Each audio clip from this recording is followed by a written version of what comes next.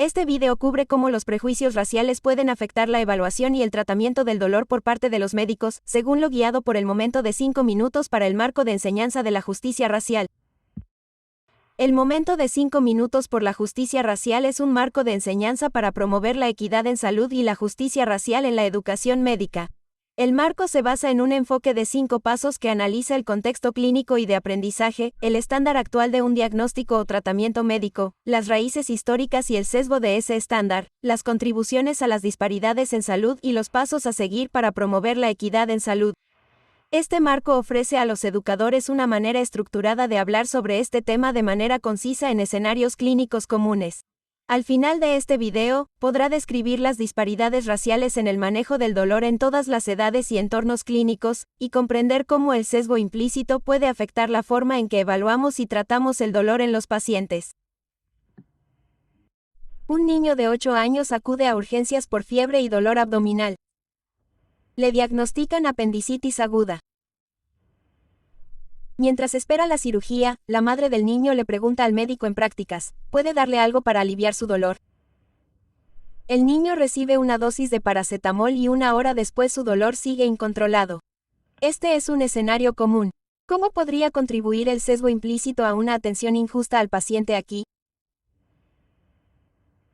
Estas conversaciones son difíciles de tener. Observemos cómo 2 médicos navegan en esta discusión.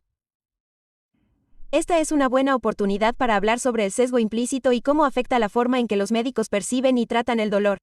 Esto no fue algo que aprendí durante mi capacitación, pero es muy importante para nosotros saberlo para brindar atención equitativa a todos nuestros pacientes.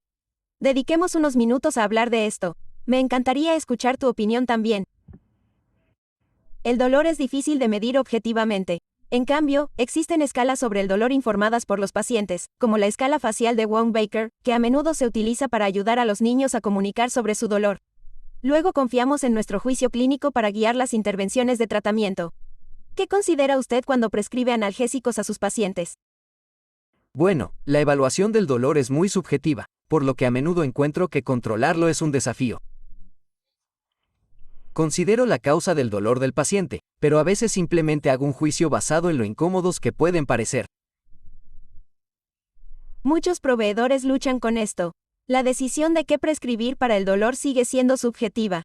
Los opioides son muy eficaces y los médicos pasan por años de formación para conocer los riesgos y beneficios y obtener una licencia específica para poder recetarlos.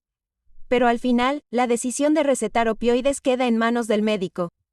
¿Qué crees que esto puede significar para nuestros pacientes? Supongo que esto podría significar que no todos los proveedores tratan el dolor de la misma manera. O, en otras palabras, un paciente con dolor puede recibir diferentes tratamientos dependiendo de quién los atienda. Exactamente. Esta determinación subjetiva puede perpetuar las diferencias en la forma en que brindamos atención. De hecho, las diferencias raciales en el manejo del dolor están bien descritas en niños y adultos de todas las edades y entornos clínicos.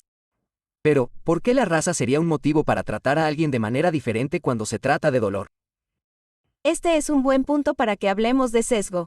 El sesgo puede ser explícito o intencional y puede ser implícito o no intencional.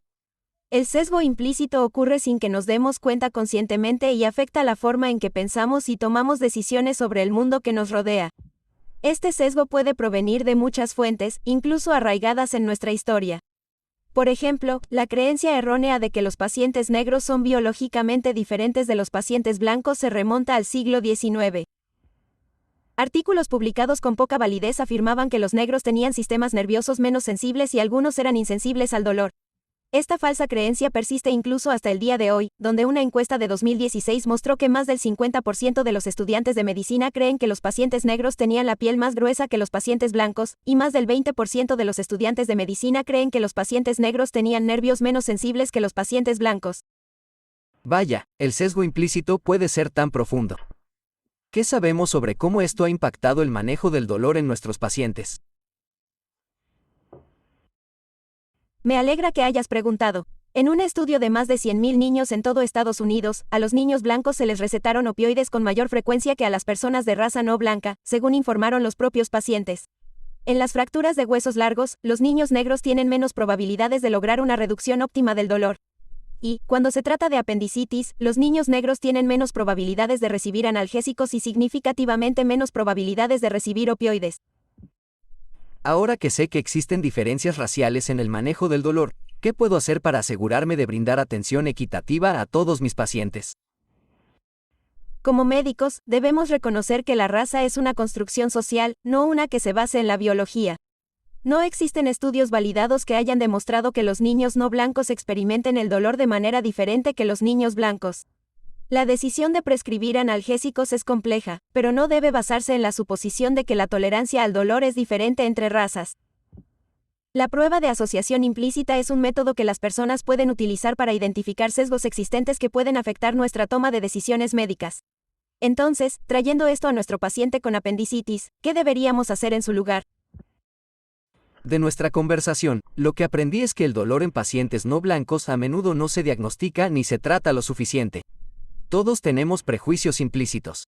Estos son inconscientes, pero pueden afectar la forma en que evaluamos y tratamos el dolor en nuestros pacientes.